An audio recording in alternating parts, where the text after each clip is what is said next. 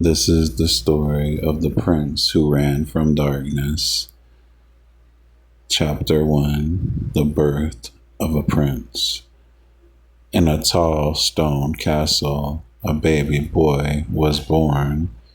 He was the son of King Modric and Queen Azaldi, rulers of the kingdom of Alaric. The king wore a crown of black iron, and the queen whispered cruel plans in the dark halls. From the first cry, the child felt cold shadows crawling around him.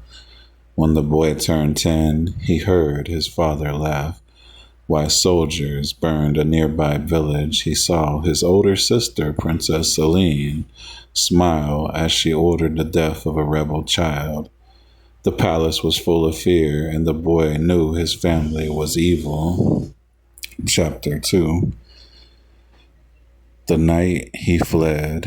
One moonlit night, Celine tried to kill him. She sent a poisoned dagger, but a kind maid switched the cup of wine. The prince woke, his heart pounding. He stole a simple cloak, a loaf of bread, and a silver dagger his mother had given him. He slipped through secret tunnels and ran into the dark forest.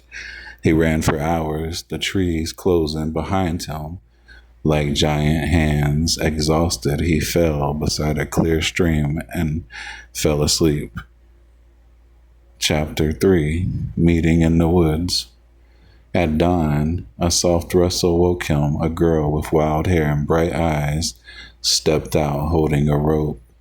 Behind her, a huge dragon with sapphire scales curled around a rock. The dragon's name was Ari, and it breathed gentle smoke that smelled of pine. The girl shouted, "Who are you? Why do you follow us?" She thought the prince was a soldier from the castle sent to capture Ari. She set a hidden net in a sharp trap, ready to protect her friend. But when she asked, "What is your name?" the boy whispered, I am Prince Alaric, and I ran away because my family is evil." The girl's eyes widened. She lowered her weapon and smiled. "I'm Lyra. This is Ari. We live here because the forest protects us." Chapter 4: A Tale of Hope. Lyra listened as Alaric told his story, how his sister tried to kill him, how the kingdom burned villages, how he wanted to change everything. Uri lowered his massive head, smoke curling around them, showing he believed the prince. Lyra said, "There is a sword that could change time. It is called the Sword of the Lady of the Lakes, hidden in the Forest of Illusion. Only a pure heart can take it." Alaric felt a spark of hope. "Then we must go," he said. Chapter 5: The Journey Begins. Ares spreads his wings, and the three of them set off. The forest grew darker, trees twisting like fingers. Strange sounds whispered, "Turn back." Test of courage. A giant stone wall blocked the path. A voice boomed, "Only the brave may pass."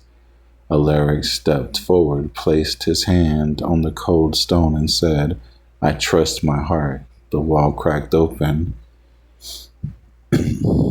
Another test of kindness. A wounded fox lay on the ground. Lyra wanted to leave it, but Alaric took off his cloak, wrapped the fox, and gave it water. The fox turned into a silver light and pointed the way forward. The test of truth. A mist-shaped shadows of his family shouting, "You will never escape." Alaric closed his eyes, remembered the pain he had felt, and said, "I am not down." The mist vanished. Each trial made their bond stronger. Lyra laughed, Alaric smiled, and Ari breathed fire that lit their night. Chapter 6: The Lady of the Lakes.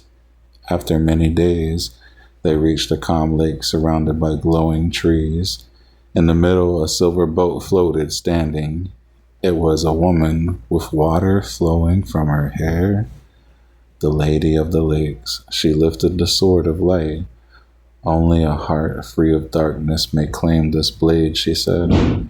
Alaric stepped forward. His hand shook, but he took the sword. The blade shone, and the lake reflected a sunrise. The sword can stop time for a single moment, the lady whispered. Use it wisely. Chapter 7.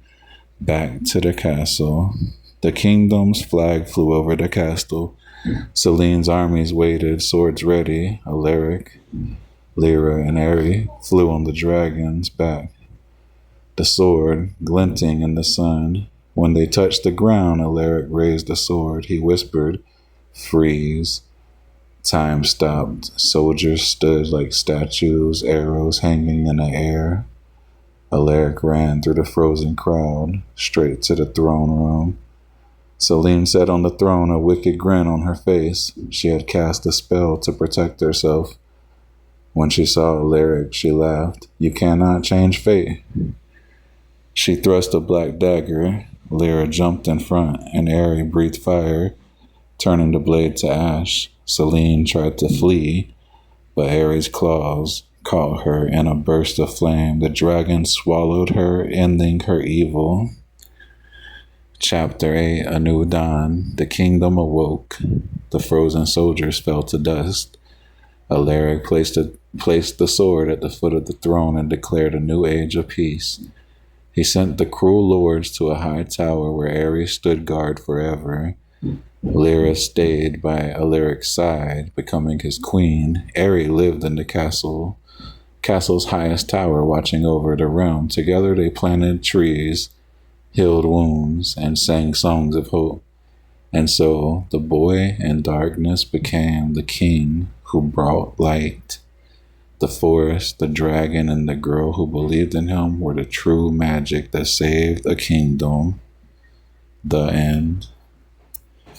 Much love, beautiful peoples. Hope you're enjoying the stretching and the beautiful stories that I'm doing. And if you like my stories and poems, and of course my kung fu and stuff, check out my playlist. I have over 130 poems and stories now.